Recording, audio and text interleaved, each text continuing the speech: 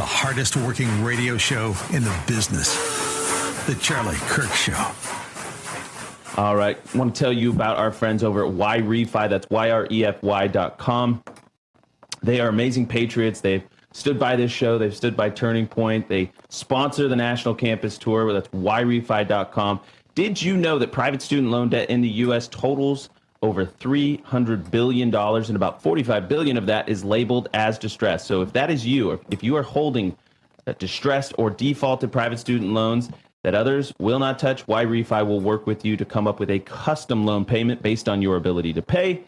So they're not going to give you a monthly bill that makes it so you can't eat, for example. They're going to work within your monthly budget to tailor something specific for you.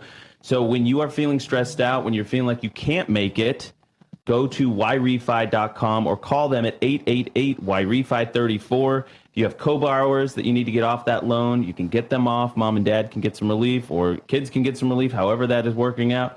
So you do not have to live with this burden anymore, guys. Please take control of your own financial destiny and your own financial situation.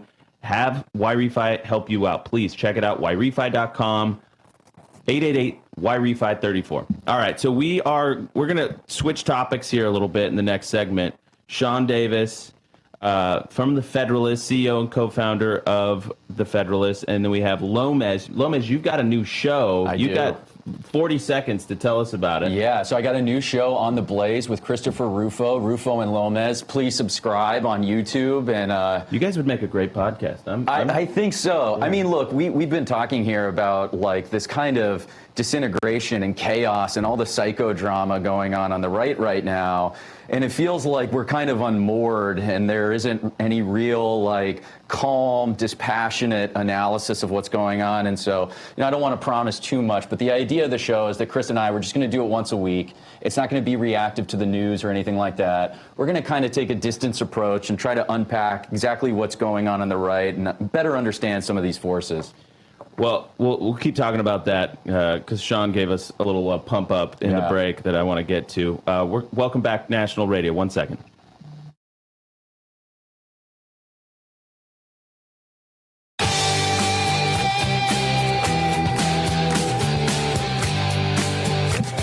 All right, welcome back.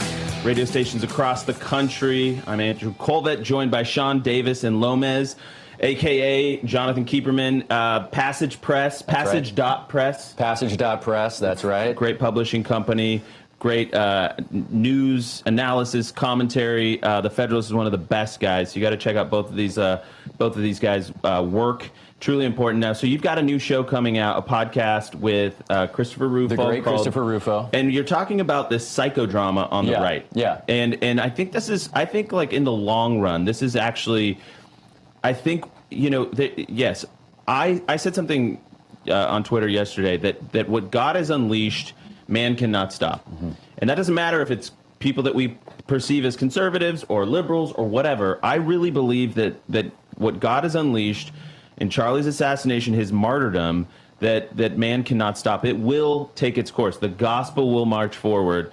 The truth will march forward, and I think that's what makes what Erica, her steady hand, her grace, and her courage makes it even more poignant. But Sean, you said something that you wake up every morning and you're like, let's go. And Lomas and I were like, sometimes we just look at the internet, we're like, no thanks. Yeah. But where does that come from in you? And tell us more. We need it. Yeah, no, I'm jacked up for the fight, man. Love it. And I don't think I've ever felt more energized than in the wake of Charlie being killed, because never before has it been so clear what the stakes are.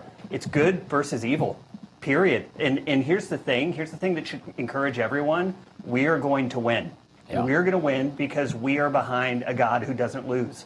So when you know that you're on God's side, that his army's going to win, that the debt's been paid, that death has been destroyed forever, why on earth would you not be totally jacked up and encouraged? Like, it's worth remembering what discouragement is. Just think about the word. It's the lack of courage. So being discouraged is actually sinful. Being despondent is sinful. It's okay to be sad. It's okay to mourn. We should never be discouraged, because God has defeated everything. Christ has defeated death. What on earth do we have to worry about? All he's asking us to do is go forward and fight the battle that he's already set out for us. It's like, man, pick up your sword, pick up your book, your pen, whatever it is, and like get jacked up and get to it. Well, we do have some good news, and this is for Blake. Pelosi is retiring. She is not going to seek re-election. So, when you just said evil has been defeated and all this stuff, I just thought it was a good segue. Blake, what do we make of Pelosi finally hanging up her spurs, or whatever they are? She's a very symbolic figure of a lot of trends in American life, and we should see her off properly. So, first of all, she's leaving office at 85 years old, so she perfectly represents gerontocracy. She's been, let me check how long she's been a representative from California, since 1987, which I have bad news, is nearly 40 years ago for all of you who are around my age. And she, she first became Speaker of the House back in 2007, nearly 20 years ago, had 2 separate stints at it, and beyond that, she represents a lot of things. She represents the total political invincibility of the urban Democrat machine. She represented San Francisco itself, which has become this unlivable, homeless-infested, drug-infested, feces-encrusted disaster, yet can never seemingly really change and still costs a gazillion dollars. It's sort of this disaster piece of a city. And she represents other things. A lot of people have been pointing towards her stock returns, that I think she beat the market by about 600% in her investments over the years. And it's sort of like no one ever really stops that from happening. No one seems to be interested in banning that. It's almost like a giant shrug from, the American governing class that she's able to do that. And also just what she represents more broadly for the Democrats. She's kind of this fossil from the 60s. We literally have photos of her hanging out with John F. Kennedy. And she oversaw this total transformation of America that, as we're going to see when we show that British veteran up ahead, this transformation of the West, this transformation of America that almost everyone recognizes is in a negative direction, where they had this incredibly world historically successful country and society, and they sort of gave it away for stock market returns and cheap trinkets and ethnic food? Lomas. Can I say something controversial here? I would hope Nancy so. Pelosi. While I agree with everything Blake says, I also have a kind of grudging respect for her, because she also represents a kind of administrative vigor and competence that I think is at least something that we could try to emulate. I mean, she kept together this coalition of the fringes for years. And, I think what comes next for the Democrats is far worse than anything Nancy Pelosi did. It's complete chaos. I say the same thing about Gavin Newsom, which people get so mad at me. Yeah. I'm like, listen, as somebody who's lived in California, Gavin Newsom is like a puppy dog compared to what's waiting in the wings. So be careful what you wish for.